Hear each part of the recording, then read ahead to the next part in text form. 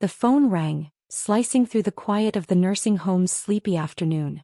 I picked it up, and the moment I heard that long-forgotten voice, a rush of warmth and sorrow surged through my chest. But before I could say more than a word, Daniel spoke, his voice dry and businesslike. "Mom, I've been tight on cash lately. Do you think you could sell the house under your name? Just to help me out for now." I stood frozen, my gaze drifting past the window to the bare maple tree at the edge of the yard.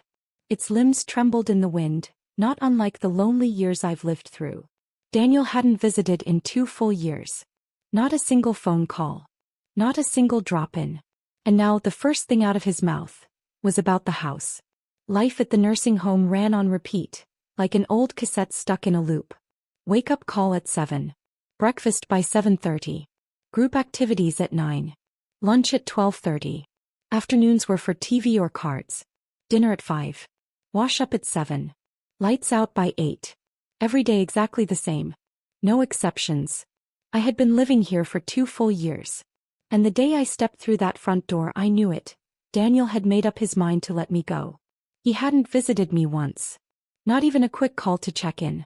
Whenever I saw other residents reunited with their children, I'd turn my head away. Especially Blanche, who lived in the room across from mine. Her daughter Laura visited every week, always with fresh fruit pastries, and that curly-haired little grandson of hers who looked like a cartoon sprite. I'd pretend I was just passing by, but I'd always linger for a moment too long. They'd be on the couch, laughing, joking, sometimes doubled over in giggles. And every time, a tightness would rise in my chest and sting my eyes. "Missing your son again, Mrs. Carter?" Megan, one of the young nurses, could always see right through me. I forced a weak smile. "No, just dry eyes. Happens all the time." Then I'd hurry back to my room, hoping she wouldn't ask any more questions. My room was small, just enough space to turn around in. A single bed, a narrow wardrobe, a desk, and a beat-up old television. It was clean and orderly, but it didn't feel like it belonged to anyone. On the wall hung a photo from our 40th anniversary, Thomas and me, grinning like 2 retirees about to enjoy the golden years. That was the last picture we ever took together. 6 months later, he collapsed from a stroke in the kitchen. No warning. No goodbye. After he passed, I lived alone in the house we had spent a lifetime working toward. Every step in that empty home echoed louder than the last. Daniel and his wife Heather had moved to the Upper East Side of New York, said it made work easier. They didn't visit often, but I understood. Young people have their own lives to live. I didn't want to be a burden. Then that winter I slipped in the bathroom and broke my leg. Daniel and Heather looked after me for barely a month before suggesting I move into a care facility. "Mom, it's not safe for you to be home alone anymore. At least here there are people to look after you. We'll feel better knowing you're okay," Daniel had said. I didn't argue. I knew caring for an elderly parent wasn't easy. I didn't want to be the weight that tipped their scales. So I came here. He filled out the paperwork, helped me settle in, then left in a hurry. Said he'd visit often, that work was just hectic. That was over 700 days ago. To be fair, life here wasn't as awful as I'd feared. The nurses were kind, the care was decent, and the food was tolerable. Our days were structured. Board games, crafts, a little physical therapy for aging limbs. I made a few friends, people around my age to pass the time with. It wasn't unbearable. But it was never home. What I missed most was the house Thomas and I had built together. Painted together, cleaned together, watched the sapling in the front yard grow into a tree. That house was our foundation, our proof of a shared life. It held the breakfast he made me every morning. The blanket I knitted for his knees in winter. All our love sealed into its walls. We weren't anybody special, just factory workers saving every penny. We didn't earn much, but we never wasted a cent. Every month, a little more into the savings account. By the time we finally got the keys to that house, we were already in our 50s. We gave Daniel the master bedroom so he could grow up in comfort. We raised him in peace, without arguments, without bitterness. And he made us proud. He got into one of the top universities in the state. Landed a job with a global firm after graduation. Good pay, great benefits. When he got married, Thomas and I pooled nearly all our savings to help him cover the down payment for his first home. Back then our hearts were full. We felt like every sacrifice we'd ever made had finally been worth it. Our son had a future. Our love had built something lasting. But people change. Hearts can drift. "Mrs. Carter, it's time for your meds." Megan's gentle voice pulled me out of my thoughts like a hand tugging me back from the past. Thank you, Megan.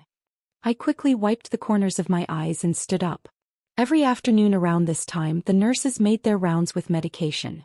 Megan, barely in her 20s, had the kind of patience you couldn't teach, especially with residents our age. You seem a little off today, Mrs. Carter, she said kindly, handing me my pill box while pouring a glass of water.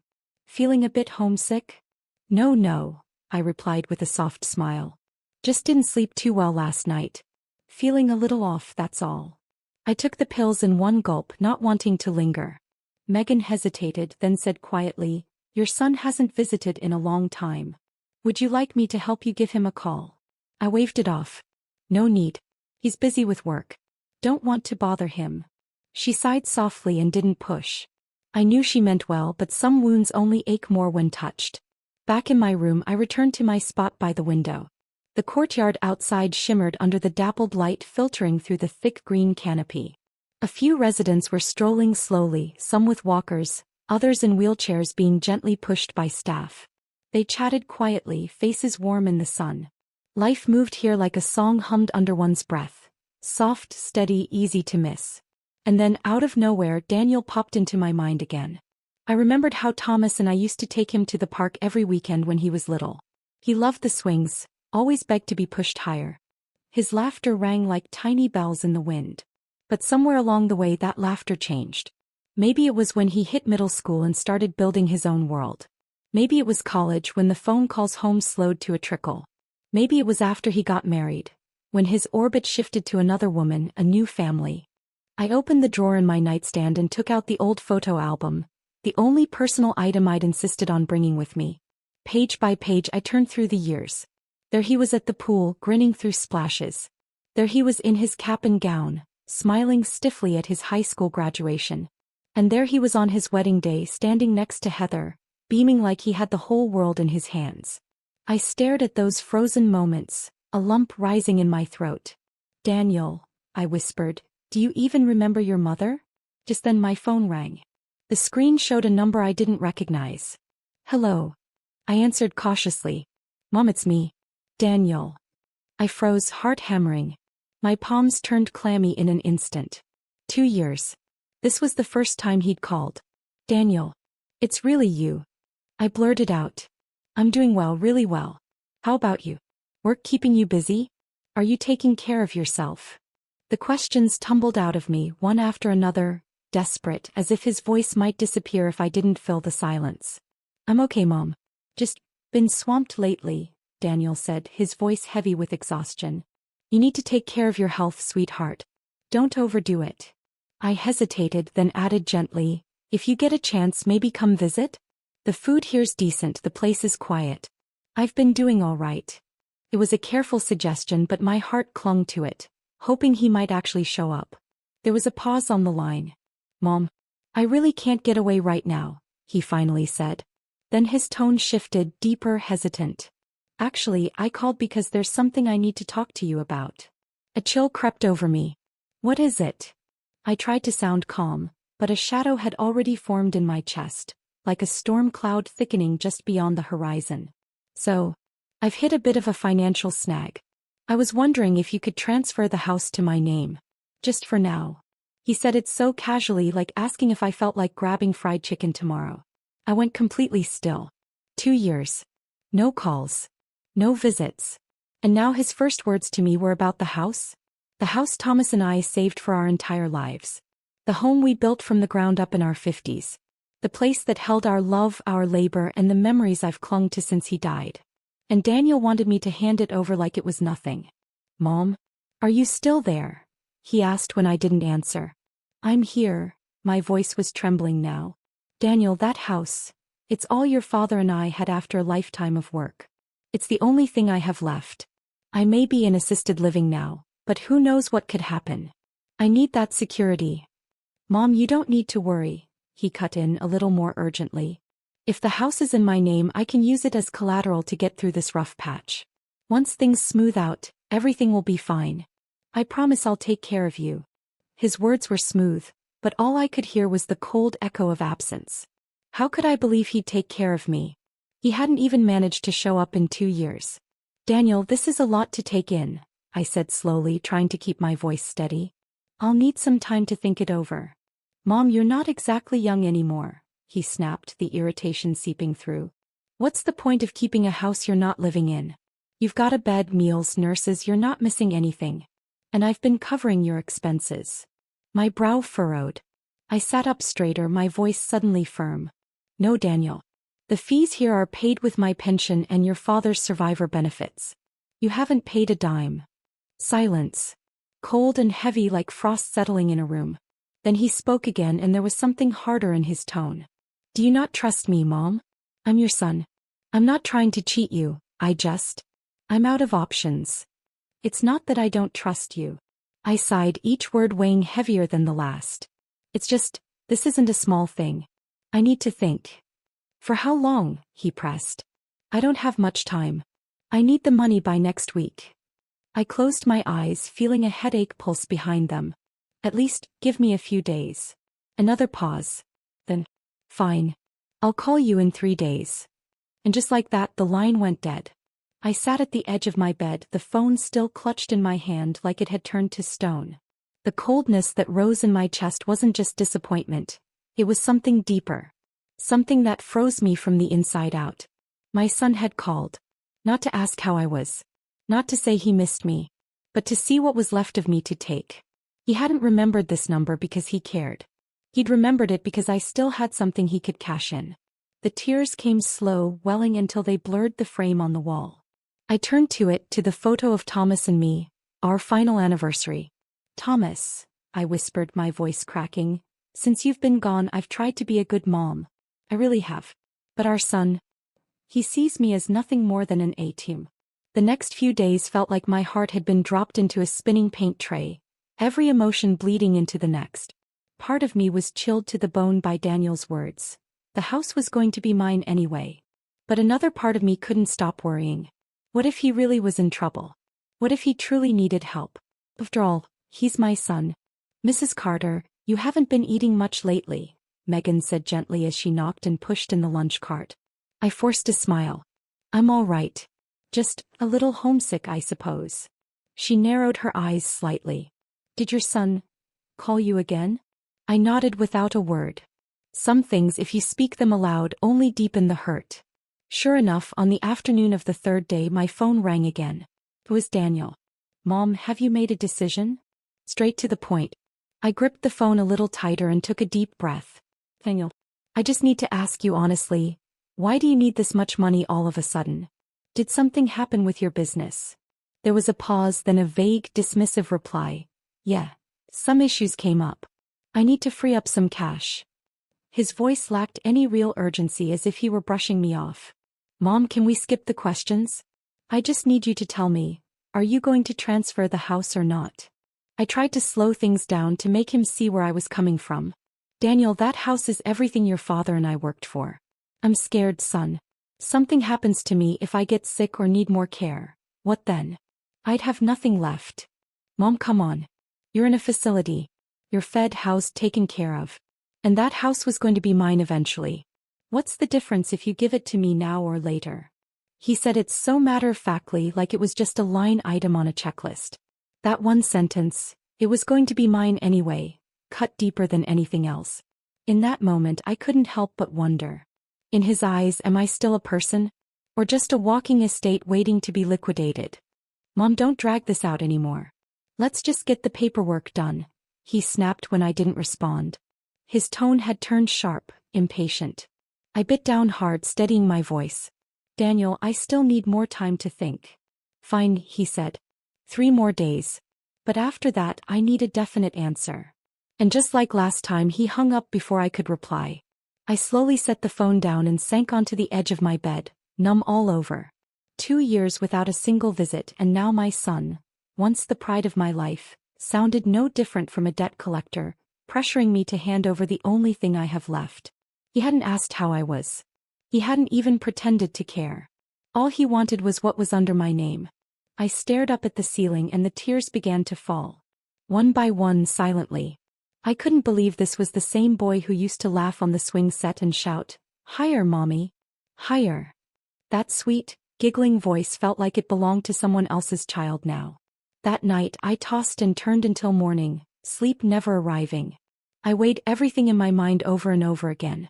If I gave him the house, I'd be surrendering my last safety net. But if I didn't, would he do something reckless? Would he cut me off completely? Would he hate me? The next morning, just as I'd finished getting dressed and was about to step outside for some air, my phone rang again. This time it was Heather. "Hi, Evelyn. How are you feeling these days?" Her voice was bright and breezy, as if she were calling with holiday wishes. "I'm fine," I replied curtly. "Just a little back pain lately." "Oh no, you really have to take care of yourself," she chirped, then without missing a beat shifted gears. "So, about what Daniel mentioned yesterday, the house? Have you had a chance to think it over?" I didn't answer her question. Instead, I cut straight to mine. "Heather, what's really going on? Why are you suddenly so desperate for the house?" There was a pause on the other end. Then her voice dropped low, shaky, almost tearful. "Evelyn, I'll be honest with you. Daniel got into some bad investments, and we're in a lot of debt. It's bad.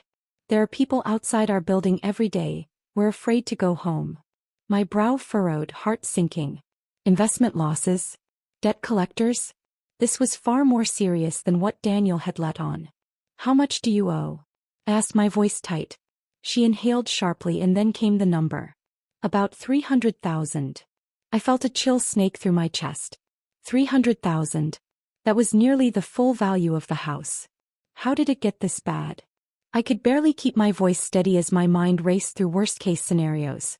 Heather's voice quivered as she explained. Daniel was doing futures trading. He made a little money at first, then the market crashed and he lost everything. He borrowed more to cover the losses, from loan sharks. Now they're banging on our door every day. We don't even feel safe sleeping there." My head buzzed like a struck gong. "And where are you staying now?" "At a friend's place," she murmured. "In their guest room. Evelyn, please, we're begging you. If you sign over the house, Daniel can use it as collateral to get a loan, pay off the debt, and stabilize things. We promise once this is over we'll repay you. We'll make sure you have the best care. Truly." I sat there in silence, the weight of it all pressing down like wet cement. If what she was saying was true, this was a crisis. But if I handed over the house, what did I have left? I was an old woman. My body ached, my balance was shaky, my future uncertain. That house was my last safety net. Without it, who would catch me? "Can you really pay me back?" It was the question I dreaded most, and the one I needed answered. "Of course we will," Heather said quickly, her tone urgent, bordering on frantic. "You're Daniel's mother, he'd never lie to you. Just help us through this and we'll take care of you, I swear. We'll get you the best nurses, everything you need." I leaned against the wall, eyes drifting to the window. Out on the lawn, a couple of squirrels darted across the grass, chasing each other up a tree. And suddenly I felt this deep ache, not for the money or the house, but to simply see my son. Just once. Just to look at his face. "Could you come see me?" I asked softly. "It's been 2 years. I haven't seen either of you in 2 years." Heather hesitated. I could feel the pause stretch. "Evelyn, we really want to, but right now everything's upside down. Once we've handled this situation, we'll absolutely come visit. But please, can we just take care of the house first?" I didn't budge. "I still need a little more time to think." Heather's voice sharpened. "Mom, this isn't the time to think. We're out of time. These people are dangerous. Every minute we wait could cost us everything." But I wasn't shaken. I kept my voice steady. "I understand. I'll get back to you soon." There was a pause on her end, and then, barely masking her frustration, she said, "All right. We'll be waiting for your good news." And the line went dead.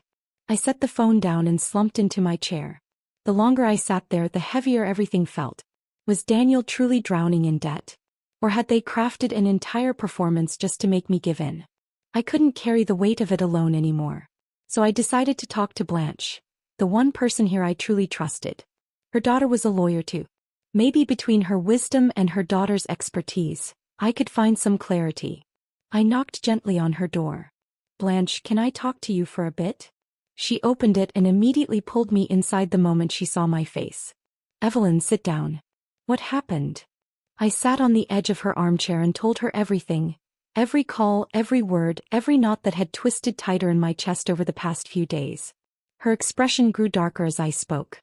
"Evelyn, this doesn't sound good," she said bluntly. "Your son hasn't spoken to you in 2 years, and now the first thing out of his mouth is asking for your house? I hate to say it, but it smells like manipulation." "You think they're lying?" I asked, my voice thin and shaking. "I'm not saying they made it all up. But I'd bet good money the debt isn't as bad as they're claiming. They're banking on you folding under pressure and handing over your last piece of security." Blanche never sugarcoated things.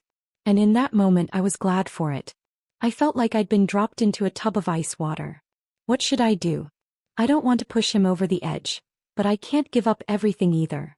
"My daughter's coming by this afternoon," she said, placing a hand on my shoulder. "I'll ask her to sit down with you. She's sharp and she'll give you the legal side of things. Just hang in there." "Thank you," I said from the bottom of my heart. That evening, Blanche's daughter Laura did come. She wore a tailored blazer and carried a tablet, looking every bit the kind of woman who didn't waste words. She sat across from me, listened patiently as I explained the entire situation, then nodded. "First of all, Mrs. Carter," she said firmly, "the house is in your name. It's your legal property. As long as you're of sound mind and body, no one can force you to transfer ownership. Not your son, not a creditor, no one." I nodded slowly. "But what if he tries to apply for guardianship? If he gets that, couldn't he access everything?" Laura shook her head at once. "That's not how it works. Guardianship is for individuals who are mentally incapacitated or unable to care for themselves. You are living independently, lucid and physically stable. No court would ever approve that petition." I exhaled a breath I hadn't even realized I was holding. "That's been my biggest fear," I confessed. "That if I say no, he'll find some legal way around me." "He can't," she said firmly. "He would have to prove in court that you're mentally unfit and incapable of managing your affairs. And clearly that's not the case." Her words settled into me like a stone finally finding the bottom of a well. "My advice," she continued, "don't leave the door open an inch. Be clear. If you want to offer to help with a small amount, fine. But under no circumstance should you sign over that house. That's your foundation." "And if he keeps pushing? If he threatens me?" I asked. Laura didn't hesitate. "Refuse. If he becomes aggressive or makes threats, call the police immediately." I nodded. The pain in my chest hadn't gone away, but the fear was finally retreating. Yes, it hurt, deeply, that my son had come to me not out of love but need. But I couldn't let that pain blind me into giving away everything I had left. 3 days later, right on cue, Daniel called again.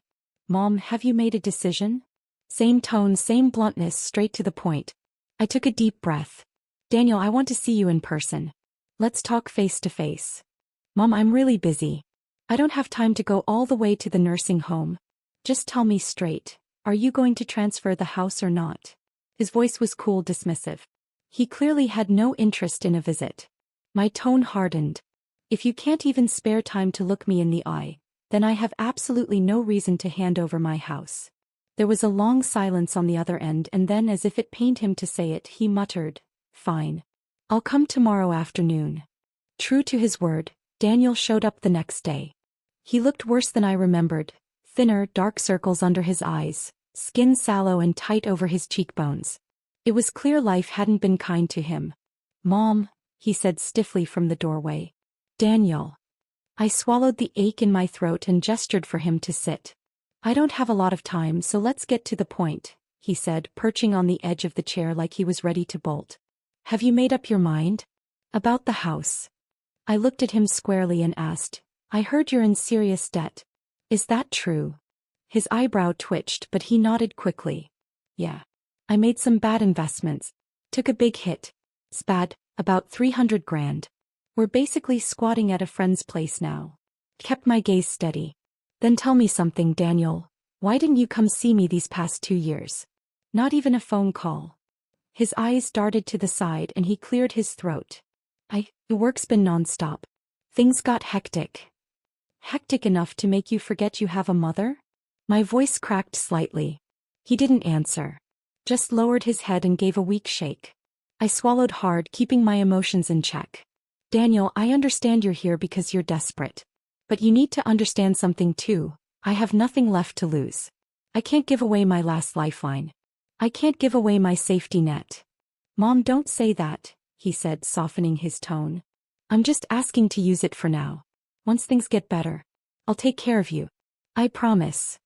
There it was again, the promise without the apology. No remorse for the silence. No acknowledgement of the hurt. I'm willing to help with a portion of your debt, I said slowly, deliberately. But I won't give you the house. His face tightened instantly. What? You won't? Why not? Because that house is everything your father and I worked for. I held his gaze. At my age, I don't get a second shot. If I get sick or something happens, that house is my security. It's my future.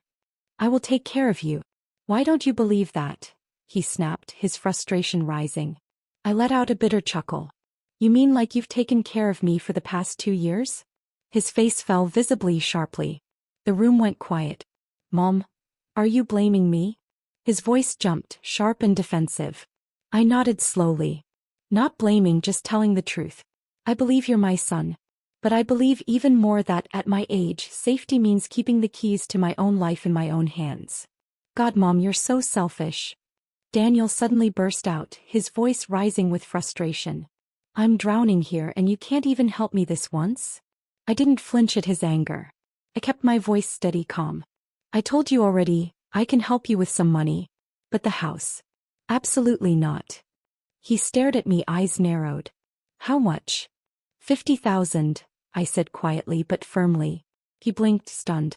Then he slapped his knee hard and barked a humorless laugh, angry, unraveling. 50 grand? That's nothing. I owe 300. That's all I can manage, I replied, unwavering.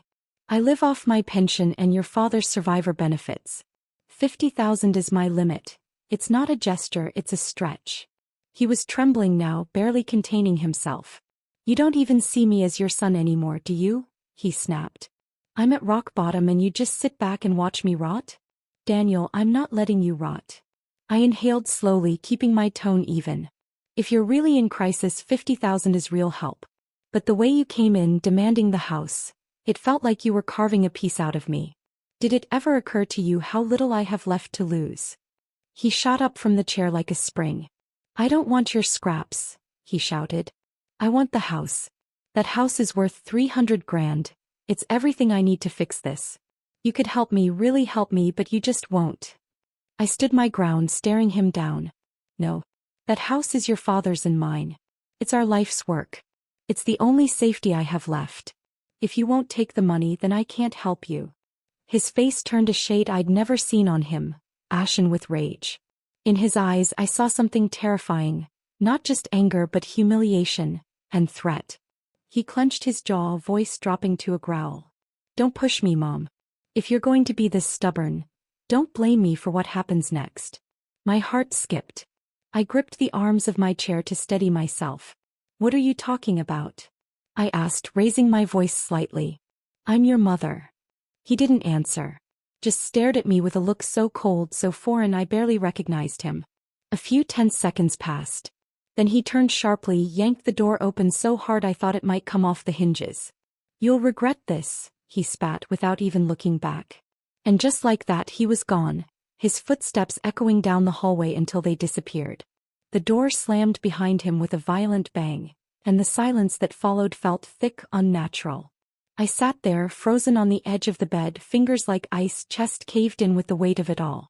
The moment he walked out, the strength drained right out of me. I collapsed back into the mattress like a balloon slowly deflating, limbs heavy, breath short. The door hung half open, but I didn't have the will to close it. I couldn't even remember if I'd slept that night. My mind was a foggy mess, looping the same words over and over again. Don't blame me for what happens next. That one line hung in the air like a blade, invisible and poised, ready to fall. The next morning, Megan pushed open the door with my breakfast tray and froze. Mrs. Carter, did you not sleep last night? Book, unwell. Should I get the nurse? I shook my head slowly. I need a favor, I murmured. Can you help me make a phone call? 10 minutes later, I was seated in the corner of the activity room with a phone pressed to my ear. Laura's calm voice came through on the other end. Are you okay? I need to do something, I said, my voice low and deliberate. I can't just sit here and let my son back me into a corner. Laura didn't hesitate. I understand. Then let's take 2 immediate steps. 1, we'll establish a protective trust for the property. 2, we'll freeze any transfer or authorization on the house. That's the safest way to secure your rights. Later that morning, she took me to the bank that worked with the nursing home. The branch manager and a notary guided me through the process. We transferred my accounts, froze any transfer rights, and revoked every prior authorization linked to Daniel's name. You're protected now, Laura said softly as we left. From today on, no one touches that house. Not a brick, not a blade of grass without your consent. I nodded and something sharp and clean passed through my chest. It wasn't pain. It was clarity. By the time we returned to the facility, my legs were trembling but my spine was straight. Blanche spotted me from the windowside table in the dining hall and hurried over. You went to the bank? She asked, eyes gleaming. Good for you, Evelyn. That was exactly the right move. I gave her a wry smile. I used to think endurance was a mother's virtue. But now I know, if you don't defend your line, it will swallow you whole. That evening, Megan brought my dinner and leaned in with a quiet voice. Mrs. Carter, someone called the front desk earlier. Said they'll be visiting you tomorrow. The name they gave was Daniel Carter. I nodded. No surprise there. This time I would be ready. Daniel arrived the next afternoon, right on schedule. But he wasn't empty-handed. He carried a bag of fruit and a manila folder labeled Family Authorization Agreement. When Megan called to let me know he was at the front desk, her voice was hesitant. Mrs. Carter, your son's here. He says he's here to visit, but he's not in the best mood. Let him in, I said calmly. The door creaked open. Daniel stood there in a wrinkled suit holding a bouquet of flowers, looking for all the world like someone trying to play pitiful and presentable at the same time. Mom, he said with a tight smile. I thought about yesterday. Things got too tense. I see now I was wrong. I should have come to see you more. Daniel, I said gently, gesturing to the chair. Sit down. He set the flowers on the table and placed the file in front of me. I had a friend help me draw up a simple family property agreement. Nothing complicated, just something that gives me authorization to use the house as collateral. It won't affect your living rights at all. He tried to sound calm, even reasonable. But his eyes betrayed him, darting, restless, too hungry for a yes. I didn't touch the file. I've retained legal counsel, I said softly. The house is now in a trust. The assets are frozen. Any transfer must go through legal review. That document, I nodded at the folder, has no legal standing. The smile vanished from his face. What are you saying? He asked, voice low, words clipped. You're going to take me to court? This isn't a lawsuit, Daniel, I replied as I stood. My voice was steady, cold with purpose. It's called self-protection. I'm at the age where I'm your son isn't enough to make me gamble away everything I've got left. He stood, 2 eyes flaring. You've been brainwashed. Was it Blanche? That damn lawyer. No one put this in my head, I said. It was your silence these past 2 years that taught me everything I needed to know. His face darkened. You really think you can stop me? You think this is over? He turned to go, but I stopped him. Daniel. He froze. If you don't want this to get uglier, don't try again. He didn't look back. Mom, don't push me, he growled. I sighed. I didn't push you. You walked yourself here. He stormed out, the door rattling violently behind him. The metal handle clanged so loud it startled 2 elderly residents in the hallway. As soon as the door slammed, I pressed the discreet little button Megan had installed beneath my nightstand. The audio recorder clicked on. Everything, his threats, the offer, the shouting, had been captured. 15 minutes later, Laura arrived with the facility manager. I handed over the recording and the so-called family agreement. If he shows up again, Laura said as she flipped through the pages, her lip curling in disdain, we'll file for a restraining order. This isn't just an invalid contract, it's coercion. I nodded. I don't want to drag him into court. But I won't let him touch another cent. That night, Blanche poured us both a cup of red tea in the common room. She lifted hers with a grin. Now you're finally living like a woman who knows her worth. We smiled at each other. For the first time in a long time, it felt like I could breathe. Laura, true to her word, didn't hesitate. 3 days later, she personally filed a preliminary notice of restraining order with the nursing home administration, placing it securely in their records. If he tries to enter the premises again or contacts you in any way, she told me, her tone firm, we call the police. No more warnings. I nodded, and for the first time I understood. Real safety doesn't come from backing down. It comes from drawing your line and refusing to let anyone cross it. That afternoon, Blanche was sitting by my window sewing a missing button on my cardigan. He paused mid-stitch, thoughtful. Evelyn, she said slowly, have you ever thought about telling your story? Out loud, I mean. To more than just me. I blinked. You mean, the other residents? No, she said, setting down the needle and thread. Her eyes were serious. I mean the whole city. Your story isn't just yours. It's ours. Every woman our age who's been used, overlooked, or left behind. You have a voice now. Use it. Laura nodded beside her. I know a few local radio hosts, even some social media platforms with outreach to older audiences. If you're willing, we can keep your name private, but your story, it could help a lot of people. I didn't give an answer that day. But I didn't sleep that night. And the next morning I said yes. A week later, I sat in the nursing home's meeting room facing a microphone. The host was a woman in her 40s, warm, patient, and gently spoken. She didn't interrupt me once. She just listened as I told my story, from the phone call that broke 2 years of silence to the confrontation with a son I barely recognized anymore. I spoke quietly, but every word landed like a hammer. He's my son. I never stopped loving him. But love doesn't mean handing over your life. We women, we spend our youth giving to everyone else. Then we get old and we're called a burden. And just when we think we've earned peace, they come for the last thing we have left, our security. When the recording was over, I returned to my room and thought it would end there. But 2 days later, the whole nursing home was buzzing. Did you hear? Evelyn's the one from that podcast. God, her son is a monster. My daughter said that episode's already gone viral. Over 100,000 plays. Megan burst into my room, cheeks flushed with excitement. Mrs. Carter, you're famous. The local senior advocacy network wants you as a guest consultant. I couldn't help but laugh. I didn't know sharing my story could turn into a media event. But the real shock came the next day, when Blanche rushed into the activity room, practically dragging me by the sleeve. You're not going to believe this, she whispered. One of the visitors here, middle-aged lady, nice coat, basket of flowers, was talking about your son. Apparently she used to work for Daniel. And while chatting with another resident, she'd casually said, I worked at Daniel Carter's firm a few years ago. He was always shady, false reports, fake invoices. That Heather, he was in on it too. She helped him get those bogus bank loans. By evening, the whole nursing home had heard. Laura moved quickly.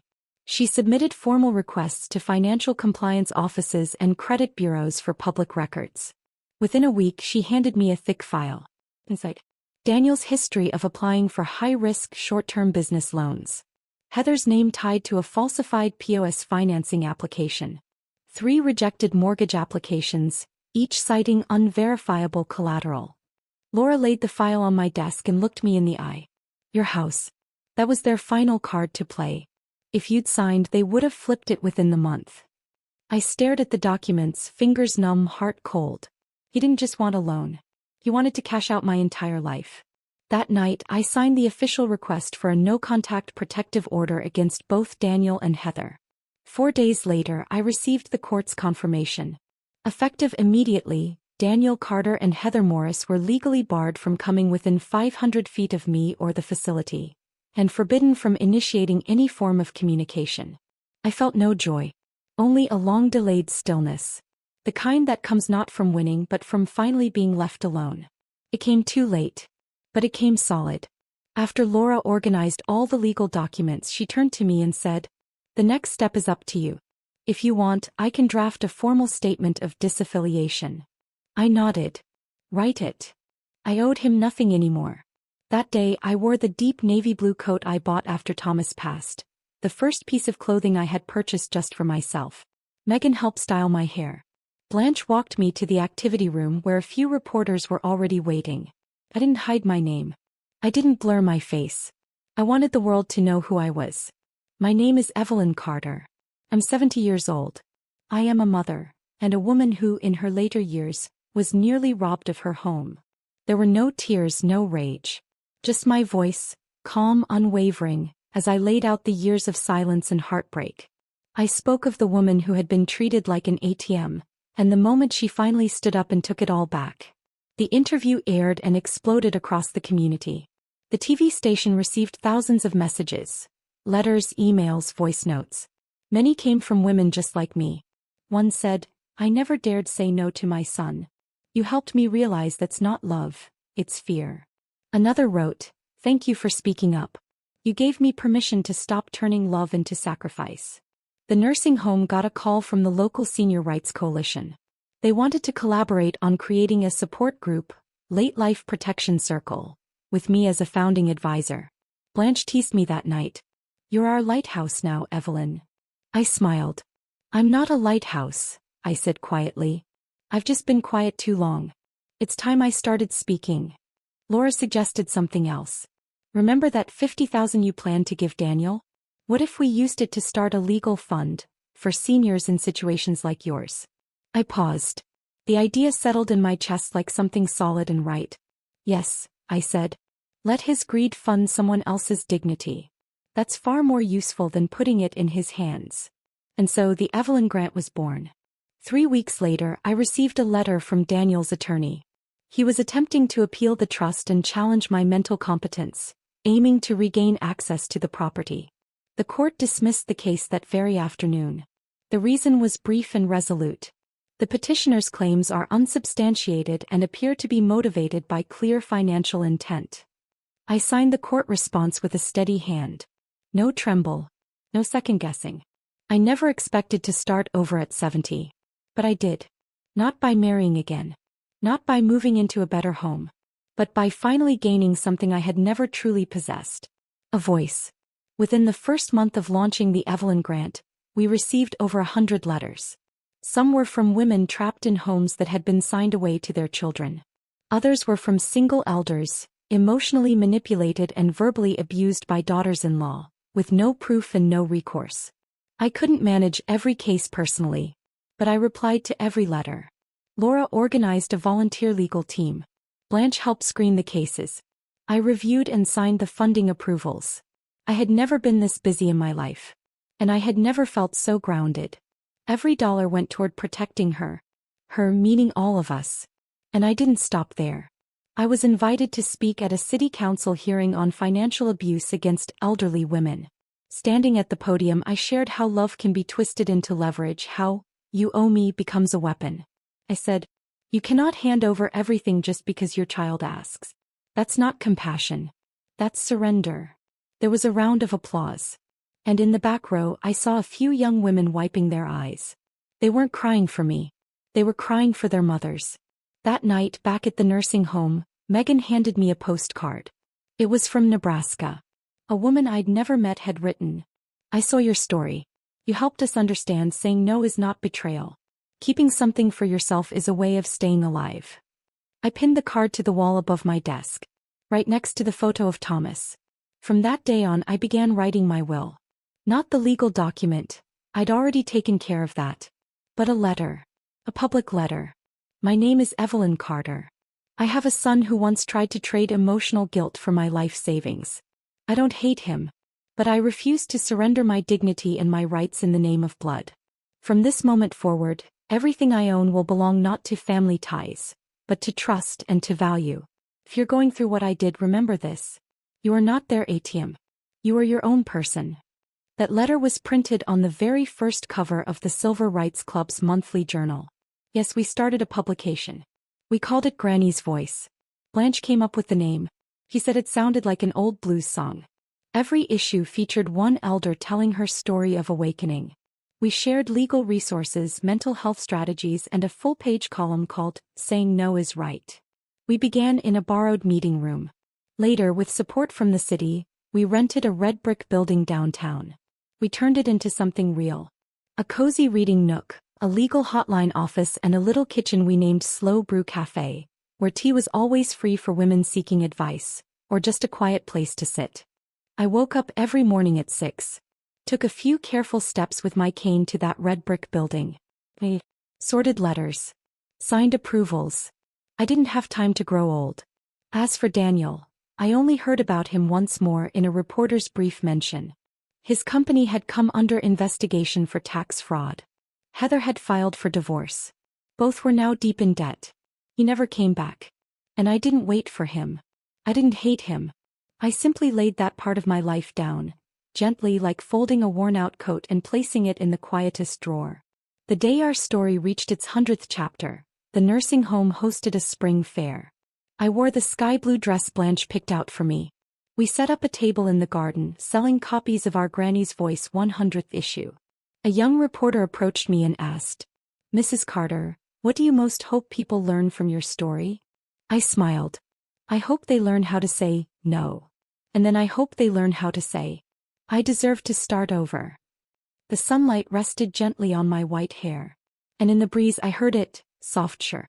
It was Thomas's voice, carried by the wind. "You did good.